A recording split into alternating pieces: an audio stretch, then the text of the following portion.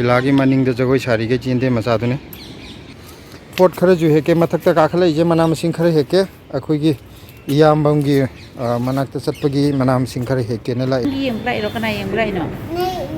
बसंत का यंग बरा बसंत थोंग लई रे इरोमा ना थोंग लई रे इद संफूड सिजे करिनो मोदुजान की टाइप थोंगे अथुम माले एदना चाहाव थोंग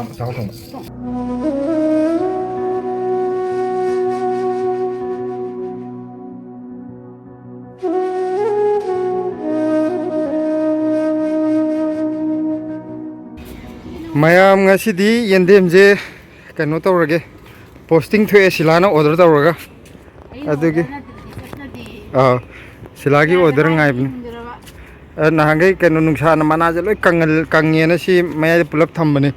urum je thambagi ko akhoi picture pi ga chapchang chang adi kangbadi phaba aduga masa je tasan ba kano tawbudi phulaina bududi oideba urum da lairagadi हौजिक्ति जुन जुलाई दोरे जुलाई देदी नों खरगा सुमला आदौनिना नुंसा थंबिरगे यम कनो दो नहान पोरकपदो ए कनो जगी मखाद बोरा अमा हांगबदो अदुजो यंदेम थादोकपिगेन तौगे आगी जे समाइन चावनबन अदु थादोकसि मान मसाजु लोंथोजु दुम लोय लोंथोकसे जनोबको अतैजना मसा मसा जे लैरगा अय मुं थांगुरो ngasi pot khare ju heke mathak ta kakhla ije manam sing khare heke akhoi gi iyambam gi manak ta chatpagi manam sing khare heke na la ini ai yambado video da di yaw yaroi ma video di yawning ado yamba gi da chatpagi ju ulakke ado mayam warabu ya di yambadu di ha masakti uraroi ai khangina ai sing jai da dum नांगे तीन तादना हंगाम बामासिका जे कनो तरुब मनादु लोइनो फिबम सोबा अदैदा हौजि तीन फरगा अनु पांखलपदो अनु पांखलपे अनु हौगलपदो मापान सा हौरे अदुदने माना हौजि हाइदो अन पोचे सि यंदेम जे मथक तमता थंबिगी के अदुगा मनाम सिंखर हेकपदु उच्चरके अखोय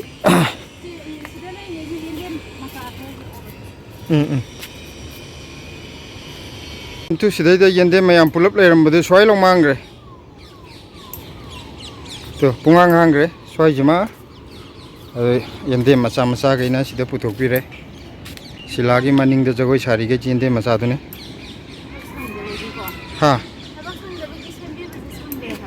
sem baju yaro ye saringe matam kamai sem deino mana loi kangna me sida macha gai leire aduga yende ma chobona karai leige tu sida thaina ge da maina pareng na को Republic day की मार्च part पदोंना लेजे सिदने यंदे मचोबगे तो थंबिग्रे सोंदना सिला थंबिरे मना मा कनो जो हाय मखोंग जो सोंग्रबने अदुम जो हाय होय सिदने यंदे थंबिरे सोबगे सिदने यंदे मचा थंबिरे अदुगो सिलाना सिदा थंबिरे मयादा हौजिक्ति खरा हांगे सोरहन बम लेरे ममांग दी कनो सामन बगी को कोई पुलप पुलप तासल थंबैने सि उमरोक से सिजमा मुख खितंग तपना संतोगे पालुदी आदि होगे मु हा कई चंगिनो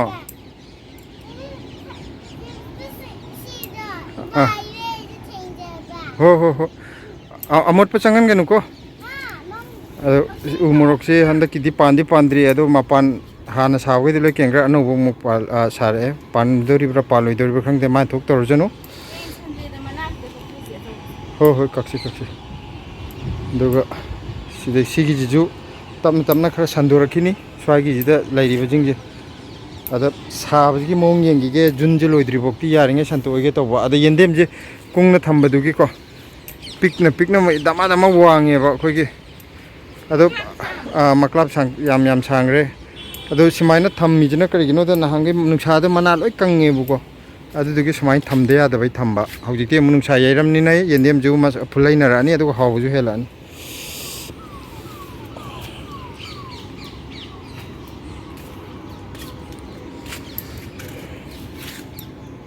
mayang tunju phanam hekpo yarmani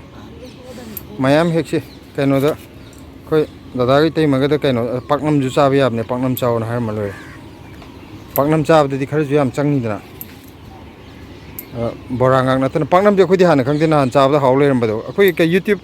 ꯑꯩꯈꯣꯏ ꯌꯦꯡꯕꯤꯕ ꯀꯥꯡꯕꯨꯅ ꯑꯩꯈꯣꯏ ꯌꯨꯇ꯭ꯌꯨꯕ ꯐꯦꯃꯤꯂꯤꯒꯤ ꯃꯦꯝꯕꯔꯁꯤꯡꯅ ꯇꯥꯛꯄꯤꯔꯛꯄꯅꯦꯕ ꯃꯌꯥꯡꯇꯣꯟꯗꯣ ꯀꯩꯅꯣꯁꯨ ꯆꯥꯕ ꯍꯥꯎꯕꯅꯦ ꯄꯥꯛꯅꯝꯁꯨ ꯆꯥꯕ ꯍꯥꯎꯕꯅꯦ ꯑꯃꯨꯛꯇ ꯆꯥꯔ ꯌꯦꯡꯉꯣ ꯃꯅꯝ ꯅꯨꯡꯁꯤꯕꯅꯦꯅ ꯅꯍꯥꯟ ꯆꯥꯏ ꯑꯗꯨ ꯍꯥꯎ ꯂꯩꯔꯝꯃꯦ ꯃꯅꯝꯒ ꯅꯨꯡꯁꯤꯔꯒ ꯆꯥꯕ ꯌꯥꯏ ꯌꯨꯇ꯭ꯌꯨꯕ ꯍꯥꯡꯕꯁꯦ ꯀꯥꯟꯅꯕꯁꯨ ꯃꯌꯥꯝ ꯑꯃ ꯐꯪꯉꯦ ꯃꯥꯅꯦ ꯈꯪꯗꯕ ꯃꯌꯥꯝ ꯑꯃ ꯇꯥꯛꯄꯤꯔꯛꯏ ꯍꯧꯖꯤꯛꯇꯤ ꯊꯥꯒꯠꯆꯔꯤ ꯍꯥꯏꯇꯥꯔꯦ ꯌꯨꯇ꯭ꯌꯨꯕ ꯃꯌꯥꯡꯇꯣꯟꯁꯤ ꯍꯥꯡꯕꯒꯤ ꯍꯧꯖꯤꯛ ꯀꯥꯟꯅꯕꯁꯦ ꯌꯥꯝ ꯐꯒꯠꯂꯛꯑꯦ ꯍꯦꯛꯄꯗ ꯅꯨꯡꯉꯥꯏꯔꯛꯄ ꯃꯇꯥꯡꯗꯨ ꯑꯣꯏꯔꯛꯑꯕꯅꯦ ꯇꯞꯅ ꯇꯞꯅ ꯁꯤꯗꯒꯤꯗꯤ ꯅꯣꯡ ꯈꯤꯇꯪ ꯍꯦꯛ ꯇꯥꯔꯛꯄꯗꯩꯗꯤ ꯉꯁꯤ ꯍꯦꯛꯈꯤꯕꯁꯦ ꯀꯩꯅꯣ ꯍꯟꯗꯛꯀꯤ ꯁꯇꯔꯗꯦ ꯁꯟꯗꯦ ꯍꯦꯛꯈꯤꯕꯁꯦ ꯃꯊꯪꯒꯤ ꯁꯇꯔꯗꯦ ꯁꯟꯗꯦꯗꯁꯨ ꯑꯃꯨꯛ ꯐꯖꯅ ꯑꯃꯨꯛ ꯅꯧꯅ ꯑꯃꯨꯛ ꯍꯦꯛꯇ ꯆꯞ ꯃꯥꯟꯅ ꯆꯣꯡꯈꯠꯂꯛꯀꯗꯣꯏꯅꯤ ꯑꯗꯨꯗꯅꯤ ꯍꯦꯛꯄ ꯌꯥꯝ ꯅꯨꯡꯉꯥꯏꯔꯤꯁꯦ ꯍꯧꯖꯤꯛꯁꯨ ꯅꯨꯡꯉꯥꯏꯕ ꯍꯧꯔꯛꯑꯕꯅꯦ ꯍꯧꯖꯤꯛꯁꯤꯅ ꯍꯥꯟꯅꯅ ꯁꯥꯃꯟꯕꯒꯤꯀꯣ ꯍꯦꯛꯈ꯭ꯔꯒ ꯆꯣꯡ ꯉꯝꯗꯦꯕ ꯍꯧꯖꯤꯛꯇꯤ ꯑꯗꯨꯝ ꯆꯣꯡ ꯍꯧꯔꯛꯑꯦ ꯑꯗꯩ ꯁꯤꯗꯩꯗꯤ ꯖꯨꯂꯥꯏꯒ ꯌꯧꯔꯛꯄꯗꯗꯤ ꯍꯦꯛꯇ ꯄꯦꯜꯂꯗꯧꯅꯤ ꯍꯦꯛꯄꯒ ꯆꯣꯡꯕꯒ ꯀꯣ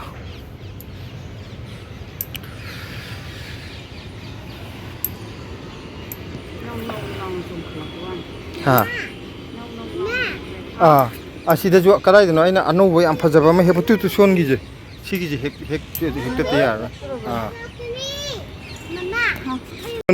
ꯃꯌꯥꯡꯇꯣꯟꯁꯦ ꯁꯤꯂꯥ ꯑꯩꯈꯣꯏ ꯅꯍꯥꯟ ꯍꯦꯛꯄꯗꯣ ꯁꯣꯝꯒꯤꯁꯦ ꯀꯥꯎꯍꯧꯕꯩ ꯁꯣꯟꯗꯁꯨ ꯂꯩꯔꯤꯌꯦ ꯍꯦꯛꯄ ꯌꯥꯕ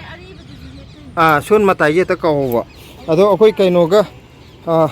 ꯗꯗꯥ ꯍꯣꯏꯒ ꯏꯇꯩꯃ ꯍꯣꯏꯒꯅ ꯃꯣꯏ ꯈꯛꯀꯤ ꯅꯠꯇꯅ ꯈꯔ ꯌꯥꯝꯅ ꯄꯨꯔꯒꯅꯦ ꯃꯣꯏ ꯃꯅꯥꯛꯇ ꯂꯩꯕ ꯀꯥꯡꯕꯨ ꯑꯩꯈꯣꯏꯒꯤ ꯗꯗꯥ ꯍꯣꯏꯒꯤ ꯃꯅꯥꯛꯇꯗꯤ ꯃꯩꯇꯩ ꯃꯌꯥꯝ ꯂꯩꯔꯝꯒꯅꯦꯕ ꯃꯣꯏꯒꯤꯗꯁꯨ ꯃꯔꯥꯏ ꯗꯗꯥ ꯍꯣꯏꯅ ꯃꯔꯥꯏ ꯄꯤꯖꯔꯅꯦꯕ ꯃꯣꯏ ꯆꯥꯃꯤꯟꯅꯔꯖꯅꯦꯕ ꯑꯩꯈꯣꯏꯅꯗꯤ ꯃꯁꯛ ꯈꯪꯗ꯭ꯔꯕꯅꯤꯅ ꯗꯗꯥꯒ ꯏꯇꯩꯃꯒꯅꯗꯤ ꯀꯌꯥꯝ ꯆꯥꯅꯤ ꯀꯔꯤ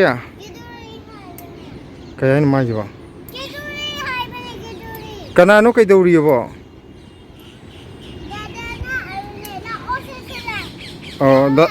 ꯑꯣ ꯗꯗꯥꯅ ꯂꯥꯛꯑꯣ ꯍꯥꯏꯔꯝꯃꯦ ꯑꯣ ꯆꯠꯇꯣꯏꯅꯤ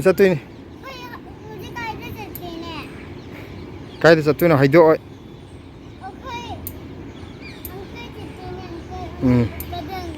ꯑꯪꯀꯜ ꯑꯅꯣꯛ ꯎꯞꯄ ꯍꯣꯏꯗ ꯆꯠꯇꯣꯏꯅꯦ ꯑꯅꯣꯛ ꯎꯞꯄ ꯑꯪꯀꯜ ꯍꯣꯏ ꯆꯠꯇꯣꯏꯅꯦ ꯅꯪ ꯈꯪꯕ꯭ꯔꯣ ꯑꯪꯀꯜꯗꯣ ꯑꯅꯣꯛ ꯎꯞꯄꯗꯣ ꯈꯪꯉꯦ ꯑꯪꯀꯜ ꯑꯅꯣꯛ ꯎꯞꯄ ꯍꯣꯏꯗ ꯆꯠꯇꯣꯏꯅꯦ ꯑꯩ ꯎꯞꯄꯤꯗꯨꯗꯤ ꯑꯅꯣꯛ ꯑꯗꯨ ꯌꯥꯝ ꯊꯥꯕ ꯎꯞꯄꯤꯗꯨꯗꯤ ꯑꯉꯥꯡ ꯑꯣꯏꯔꯤꯉꯩꯗꯩ ꯃꯥꯗꯤ ꯃꯃꯤꯠ ꯌꯥꯝ ꯁꯣꯛꯈ꯭ꯔꯕꯅꯤ ꯗꯥꯗꯤ ꯑꯩꯈꯣꯏꯅ ꯑꯅꯣꯛ ꯍꯥꯞꯇ꯭ꯔꯤꯉꯩꯗꯩ ꯃꯥꯗꯤ ꯌꯥꯝ ꯊꯥꯕ ꯎꯞꯈ꯭ꯔꯕꯅꯦ ꯑꯣ ꯃꯆꯥꯅꯨꯄꯥꯗꯨꯗꯤ ꯎꯞꯄ꯭ꯔꯥ ꯎꯞꯇꯕ꯭ꯔꯥ ꯈꯪꯗꯦ ꯃꯥꯗꯤ ꯑꯪꯀꯜ ꯍꯥꯏꯕꯅꯦ ꯃꯥ ꯍꯥꯏꯗꯣ ꯑꯪꯀꯜ ꯑꯅꯣꯛ ꯎꯞꯄꯗꯣ ꯍꯥꯏꯕꯅꯦ ꯃꯥ ꯍꯧꯖꯤꯛ ꯍꯥꯏꯕꯗꯣ ꯌꯦꯟꯗꯦꯝꯗꯤ ꯈꯔ ꯍꯦꯛꯇꯨ ꯃꯌꯥꯝ ꯌꯥꯝꯕ ꯌꯥꯝꯗꯕ ꯍꯥꯏꯗꯤ ꯍꯧꯖꯤꯛꯁꯦ ꯌꯥꯝ ꯀꯟꯅ ꯀꯩꯅꯣ ꯂꯣꯡꯗ꯭ꯔꯤꯑꯕꯀꯣ ꯃꯀꯥ ꯌꯥꯝ ꯇꯥꯕ ꯑꯣꯏꯗ꯭ꯔꯤꯑꯕ ꯑꯗꯨ ꯑꯃꯃꯝ ꯇꯥꯕꯗꯨꯒꯩꯗꯤ ꯍꯦꯛ ꯍꯣꯔꯦꯟ ꯍꯦꯛꯄ ꯂꯣꯏꯔꯛꯄꯩꯗꯨꯗ ꯑꯃꯨꯛ ꯎꯠꯆꯔꯛꯀꯦ ꯃꯌꯥꯝ ꯁꯤꯒꯤꯁꯦ ꯑꯃꯨꯛ ꯁꯤ ꯂꯦꯟꯊꯔꯛꯄ ꯁꯤꯁꯤꯅ ꯐꯖꯅ ꯃꯨꯟꯅ ꯍꯧꯒꯠꯂꯦ ꯁꯤꯁꯤꯅ ꯄꯨꯔꯥ ꯍꯪꯒꯥꯝꯄꯥꯟ ꯆꯪꯅ ꯍꯧꯒꯠꯂꯦ ꯅꯥꯄꯨ ꯃꯆꯨꯅ ꯀꯔꯤꯅꯣ ꯒ꯭ꯌꯥꯟ ꯇꯥꯗꯦ ꯆꯞ ꯃꯥꯟꯅ ꯂꯦꯜꯂꯤꯉꯩ ꯅꯨꯃꯤꯠꯇꯨꯗ ꯍꯥꯟꯅ ꯁꯪꯇ꯭ꯔꯤꯛ ꯁꯪꯒꯩ ꯐꯖꯔꯝꯕ ꯉꯥꯛꯇꯅꯤ ꯄꯥꯏ ꯁꯥꯟꯅꯒꯅꯣ ꯍꯥꯏꯕꯗꯣ ꯑꯩꯅ ꯉꯥꯈꯣ ꯃꯜꯂ ꯄꯤꯔꯛꯀꯦ ꯃꯃꯥ ꯃꯥꯕꯣꯛꯀꯤꯅꯤ ꯁꯨꯃꯥꯏꯅ ꯍꯦꯗꯣ ꯊꯝꯒꯗꯧꯅꯤꯀꯣ ꯐꯖꯅ ꯊꯝꯒꯗꯧꯅꯤ ꯃꯕꯣꯛ ꯑꯩꯒꯤ ꯑꯥꯏꯁ ꯂꯩꯇꯦ ꯁꯥꯟꯅꯄꯣꯠ ꯑꯃ ꯃꯃꯤꯠ ꯌꯦꯛꯄ ꯑꯃ ꯂꯩꯌꯦ ꯑꯆꯥꯄꯣꯠ ꯑꯃ ꯑꯗꯨ ꯅꯍꯥꯟꯃꯨꯛ ꯌꯥꯎꯍꯧꯔꯒ ꯂꯩꯔꯛꯇꯦ ꯍꯥꯏꯕꯗꯣ ꯕꯣꯜ ꯑꯣꯏ ꯂꯩꯔꯛꯑꯦ ꯍꯥꯏꯕꯗꯣ ꯑꯗꯨꯗꯩ ꯑꯗꯨꯝ ꯌꯣꯟꯈꯤꯗ꯭ꯔꯦꯕ ꯑꯗꯨꯗꯨꯅꯦ ꯃꯥꯅ ꯍꯥꯏꯁꯦ ꯑꯥꯏꯁ ꯌꯦꯛꯄ ꯍꯥꯏꯁꯦ ꯅꯨꯃꯤꯠꯇꯨꯗ ꯃꯥꯁꯦ ꯀꯔꯝꯕ ꯂꯩꯗꯣꯏꯅꯣ ꯈꯪꯗꯦ ꯕꯣꯜꯗꯣ ꯑꯣꯏꯅ ꯂꯩꯔꯒꯦꯅ ꯕꯣꯜꯗꯣ ꯂꯩꯔ ꯂꯥꯛꯑꯕ ꯑꯆꯥꯄꯣꯠ ꯌꯥꯎꯕꯗꯣ ꯃꯅꯨꯡꯗ ꯑꯗꯨꯒ ꯀꯣꯟꯅ ꯑꯃꯨꯛ ꯑꯃꯗ ꯑꯃꯨꯛ ꯄꯥꯝꯃꯛꯏꯕ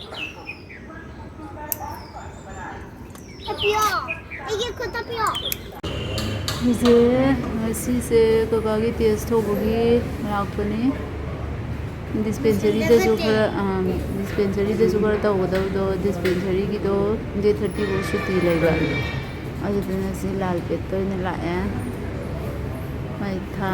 ꯃꯔꯤ ꯈꯨꯗꯤꯡꯒꯤꯀꯣ ꯍꯤꯗꯥꯛ ꯏꯔꯅꯤ ꯍꯤꯗꯥꯛꯇꯨ ꯂꯣꯏꯔ ꯃꯇꯨꯡꯗ ꯇꯦꯁ ꯑꯃꯨꯛ ꯇꯧꯕꯗꯣ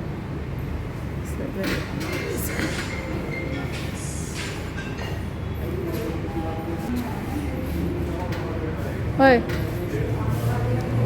ꯍꯜꯂꯣ ꯍꯥꯏꯔꯛꯑꯣ ꯂꯥꯛꯏꯅꯣ ꯍꯣꯁꯇꯦꯜꯗ ꯂꯥꯛꯏ cái đâu có lại nó bạn Hospital lại nabuk lại hospital dah ya hospital nanti lab tak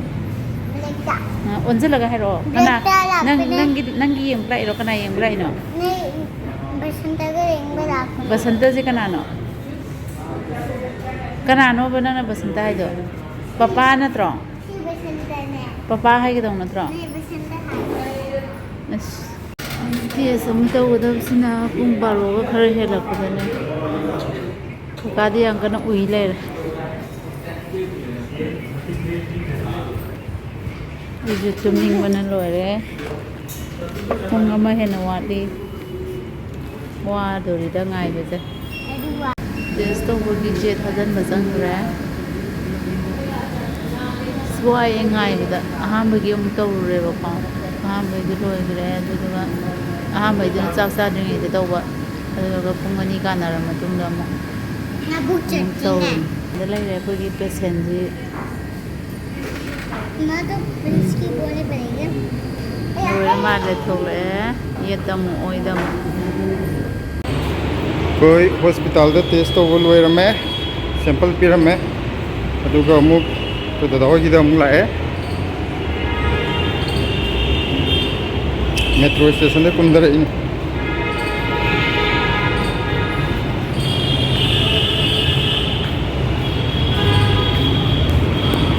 moi lekai di masa yam na nali hai Masanan mereka ini. po jona ironi jiwa pot ka thang la ko de lekai de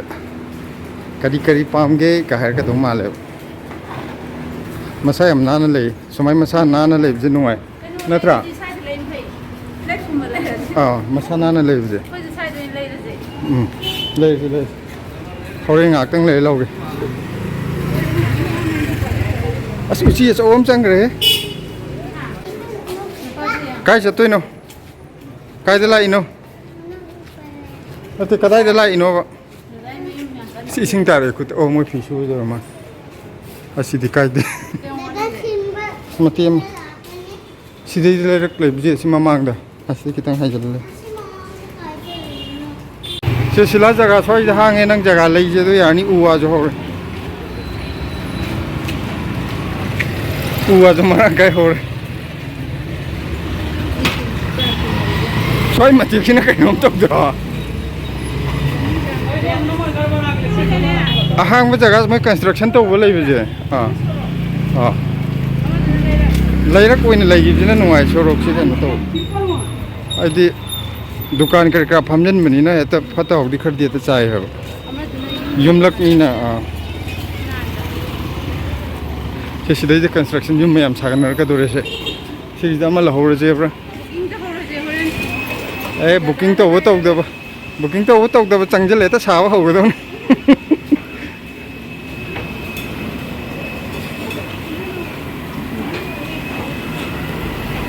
the ga hawa mal Yam chong chale. Oh. Mani sai nong post are bam. Adi dukan kari kraju adum phajana lei re. Leibam chabam ji khara space se phangna nungai na leiba chakai ta chakung na leiba dun nati ba ha. Sai ji nungai. Yore sai do mani. Konsen dam. Yes, pase hawni. Yaw lo ye ai do hana yum de hai ram ne da di yaw lo yaw ji ya ro na te ro ai na nga sai na hai ram ne da di yaw ya ro khoi te ma di ai na ta nam doi ni hai ram na si dei da ti haw na thong da re si mu ka nga ni me pa je ye mu ka nga ji cha da re ji ng da dum pe le ji yen jo loi phang makan asin maroi na chalo karam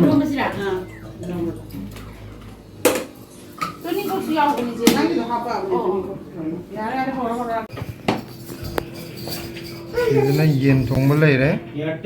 iroma nga thong ba lei re ida samput si je kari no mo dujan ki type thong athum ba male ada na chahau thong ꯌꯥꯝ ꯆꯥꯗꯣꯔꯤꯗ ꯉꯁꯤꯗꯤ ꯉꯁꯤꯗꯤ ꯃꯊꯦꯜꯁꯦ ꯃꯩꯅꯦ ꯑꯩ ꯊꯣꯡꯕ ꯑꯃꯁꯨ ꯄꯨꯔꯛꯄꯅꯦ ꯑꯗꯨꯁꯨ ꯌꯥꯎ ꯑꯃꯁꯨ ꯋꯥꯠꯂꯤ ꯍꯥꯏ ꯃꯊꯦꯜꯁꯤꯗꯤ ꯃꯩ ꯇꯥꯗꯣꯔꯦ ꯑꯧ ꯂꯣꯏꯅꯃꯛ ꯌꯥꯎꯍꯜꯂꯗꯕꯅꯤ ꯑꯁ ꯀꯣꯡꯀ ꯉꯁꯤꯗꯤ ꯄꯨꯔꯥ ꯃꯦꯃꯣꯔꯦꯕꯜꯗꯨ ꯑꯣꯏꯗꯣꯔꯦ ꯁꯤꯗꯅ ꯍꯩꯅꯧ ꯐꯖꯩ ꯃꯁꯛ ꯐꯖꯩ ꯌꯨꯇ꯭ꯌꯨꯕꯇ ꯈꯤꯇꯪ ꯌꯥꯎꯍꯜꯂꯛꯀꯦꯀꯣ ꯑꯩꯈꯣꯏ ꯗꯗꯥꯗꯤ ꯌꯥꯎꯔꯛꯑꯣꯏ ꯁꯤꯅ ꯑꯩꯈꯣꯏ ꯃꯔꯨꯞ ꯂꯩꯔꯦ ꯑꯩꯈꯣꯏ ꯑꯅꯧꯕ ꯁꯤꯗ ꯑꯩꯈꯣꯏ ꯍꯧꯖꯤꯛ ꯀꯩꯅꯣ ꯇꯧꯕꯗꯤ ꯆꯥꯕꯗꯤ ꯑꯩꯈꯣꯏ ꯌꯥꯎꯕ ꯌꯥꯗꯕ ꯀꯩꯅꯣꯗ ꯚꯤꯗꯤꯑꯣꯗ ꯌꯥꯎꯕ ꯌꯥꯗꯕ ꯃꯤ ꯂꯩꯔꯦ ꯑꯗꯨꯅ ꯆꯥꯕꯒꯤ ꯃꯇꯥꯡꯗ ꯎꯠꯆꯔꯔꯣꯏꯒꯦ ꯑꯧ